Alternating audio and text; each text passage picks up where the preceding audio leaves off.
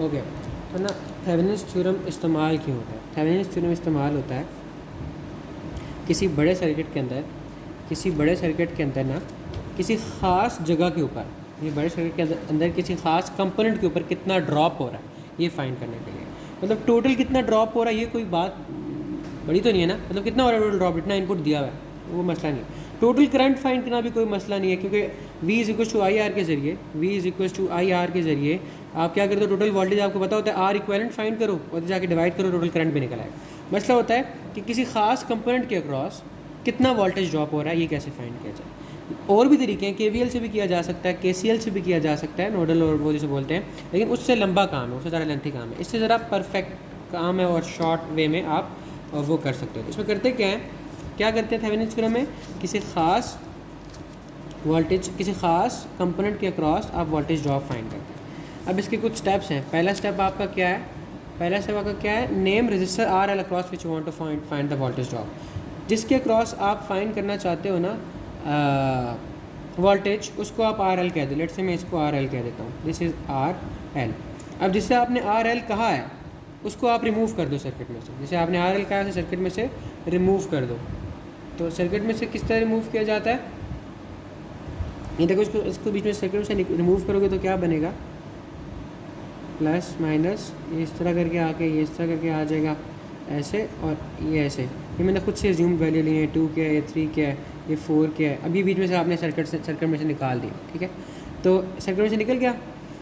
अब सर्किट में से निकल गया ना, कर दिया second step complete. Third step क्या कहता है, find the voltage drop across the terminal from where the R L was remove.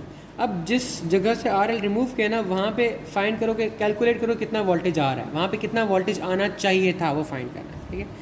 अच्छा, अब मुझे ये बताओ, इस सर्किट के अंदर करंट यहाँ से जा रहा है, यहाँ पे तो जा रहा है, यहाँ जा रहा है, नहीं जा रहा, क्योंकि सर्किट ही कंप्लीट नहीं है। इसका मतलब अगर करंट यहाँ नहीं जा रहा, तो उसका मतलब यहाँ पे तो कोई ड्रॉप नहीं हो रहा, ड्रॉप सारा यहाँ हो रहा है या यहाँ हो रहा है, ठीक है। तो यहाँ पे कितना वोल्टेज ड्रॉप आएगा, यहाँ पे उतना ही आएगा जितना यहाँ पे है। क्यों? क्योंकि यहाँ पे तो ड्रॉप हो ही नहीं रहा। अगर यहाँ पे कोई ड्रॉप हो रहा होता तो हम उसको यहाँ प्लस माइनस करके, इसको प्लस माइनस करके इकट्ठा करके यहाँ पे लिख लेते, ठीक है। अभी तो यहाँ पे कोई ड्रॉप नहीं हो रहा, तो यहाँ पे जितना होगा कितना होगा, जितना यहाँ पे हो रहा है 3 के क्रॉस। और 3 के क्रॉस कितना हो रहा है, किस तरह फाइंड कर सकते हैं, वोल्टेज डिवाइडर रूल के थ्रू ना। वोल्टेज डिवाइडर रूल क्या कहता है, अगर इसके क्रॉस आप फाइंड करना चाहते हैं, V अक्रॉस 3 ओम रेजिस्टर आप फाइंड करना चाहते हैं, तो कैसे फाइंड कर सकते हैं, 3 किलो ऊपर रखें, divide by 3 + 2 multiply by total voltage, ये ना पढ़ा था ना। अच्छा, अब ये 3 डिवाइड बाई 3 + 2 करेंगे तो आंसर आ जाए 5, 3/2, तो 3/5 मल्टीप्लाई बाई 10, 5 2 10 6, ठीक है। ये कितना आ गया 6। तो ये जो वोल्टेज आता है इस जगह के ऊपर, across the terminal from where voltage R L was remove, जो इस जगह पे वोल्टेज की वैल्यू आई है उससे आपने क्या कह देना है कि वो क्या है, V थेवेनिन। उसे क्या बोल देना है कि वो V थेवेनिन है। तो इस 6 वोल्ट को आपने बोल दिया कि ये V थेवेनिन है, ठीक है। V थेवेनिन आ गया। अगला स्टेप देखो क्या है, अगला स्टेप है short circuit the current source, voltage sources and open circuit the current sources. अगर कोई वोल्टेज सोर्स है तो उसे आपने शॉर्ट सर्किट कर देना है, अगर कोई करंट सोर्स है तो उसे आपने ओपन सर्किट कर देना है। यहाँ पे वोल्टेज सोर्स है, करंट सोर्स है, वोल्टेज सोर्स है। करंट सोर्स का सिंबल किस तरह होता है, तो मैं आपको बताया इस तरह करके कि DC करंट सोर्स का ये सिंबल है। अगर ये है ना, तो इसको जो क्या कहता है, replace with short circuit, voltage source को शॉर्ट सर्किट, तो इसको जब शॉर्ट सर्किट से अगर रिप्लेस करें तो क्या चीज़ बनती है, ऐसे ना, ये बाकी तो इस तरह करके बनेगा, ऐसे ही बनेगा, ये ऐसे ही बनेगा। आर एल रिमूव भी रहे, आर एल को भी दोबारा नहीं लगा, इसकी जगह शॉर्ट सर्किट से रिप्लेस कर देना है। इसकी जगह शॉर्ट सर्किट से रिप्लेस कर देंगे तो एक 2 किलो ओम का, एक 3 किलो ओम का, एक 4 किलो ओम का, ठीक है। और ये वैल्यू आ गई हमारे पास, ये वो टर्मिनल है जिस टर्मिनल के क्रॉस आपने आर एल रिमूव किया हुआ, लेट से इसे ये भी किया, इसको शॉर्ट सर्किट कर दिया। अगर यहाँ पे लेट से करंट सोर्स होता तो फिर मैं क्या करता, बस इसे ओपन करके छोड़ देता, इसको कंबाइन ना करता, शॉर्ट ना करता। तो वो दूसरा वे था, वो तब होता है जब करंट सोर्स होता है, जब वोल्टेज और वोल्टेज शॉर्ट करें। उसके बाद अगला काम क्या कहता है, find equivalent resistance of remaining circuit. मतलब आर एल रिमूव करने के बाद वोल्टेज सोर्सेज को शॉर्ट करने और करंट सोर्स को ओपन करने के बाद जो सर्किट बचता है उसकी इक्विवेलेंट रेजिस्टेंस फाइंड करें। कहाँ पे, उन्हीं टर्मिनल्स के दरमियान जिस टर्मिनल से आर एल उतारा है, मतलब यहाँ पे। अब इधर अगर हमने फाइंड करनी हो तो कैसे फाइंड करेंगे, इस सर्किट, ये बिल्कुल सर्किट वैसे ही है ना कि देखो, ये अगर टर्मिनल में एक आऊँ, इसके सीरीज़ में ये रजिस्टर है, देन इसके ये और ये आपस में पैरेलल में, क्योंकि पैरेलल में इसका एंड टू एंड कनेक्ट है। उसके बाद ये वाला जो है ये बी है, ये वाला जो है ये बी है, तो ऐसे ही है ना, ऐसे ही है। इसका मतलब ये दोनों पैरेलल में है और ये इसके सीरीज़ में है। इसका मतलब इसका आंसर निकालने के लिए 2 किलो इस पैरेलल विद 3 किलो करेंगे और प्लस 4 किलो, क्योंकि जो सीरीज़ में जो सीरीज रजिस्टर है, तो इन दोनों को पैरेलल सॉल्व करेंगे तो आंसर क्या आएगा? लेट्स से अज्यूम कर लेते हैं 1.5 आया, पैरेलल में सॉल्व करना आता ही है ना ऑब्वियसली। ये लेट्स से 1.5 किलो आया, ठीक है, प्लस 4 किलो, तो आंसर क्या आ जाएगा आपके पास 5.5, ठीक है।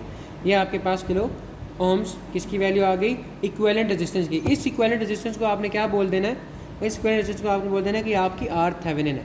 तो वी थेवेनिन भी आपने फाइंड कर लिया, आपने आर थेवेनिन भी फाइंड कर लिया।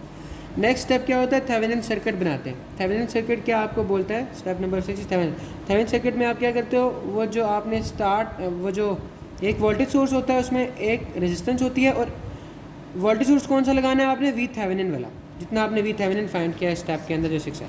रेजिस्टेंस कौन सी लगानी है? आर थेवेनिन वाली। आर थेवेनिन जो कि हमारे इस केस में लेट से 5.5 ये अज्यूम्ड हमने कैलकुलेट नहीं की। इस तरह ये 6 है, ये 5.5। अब इसके सीरीज़ में आपने वो रजिस्टर लगा देना है जो आपने स्टार्ट में उतारा था, क्योंकि बेसिकली तो काम वो था ना कि उसके क्रॉस कितना ड्रॉप हो रहा है फाइंड वो कर सकें। तो वो जो आपने स्टार्ट में आर एल उतारा है वो आपने एंड पे लगा देना है, ये आर एल, और ये आर एल की वैल्यू कितनी है? 5 किलो ओम्स, ठीक है।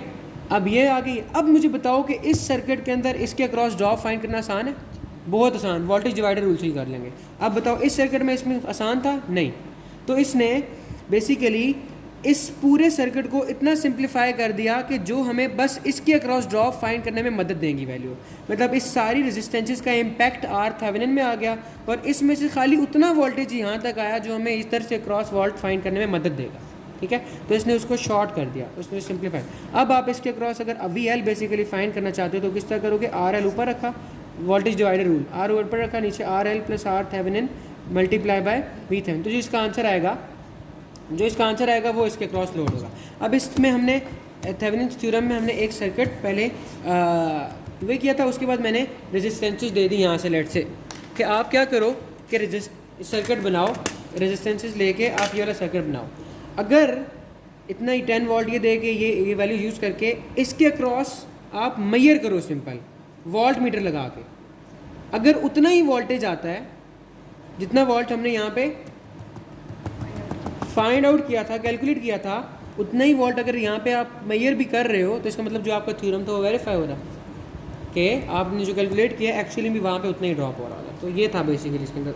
सर्किट तो बनाना ऑब्वियसली कोई मुश्किल काम नहीं है, उसे बैठ लेना और उसको मेजर करना हम ऑलरेडी सीख चुके हैं।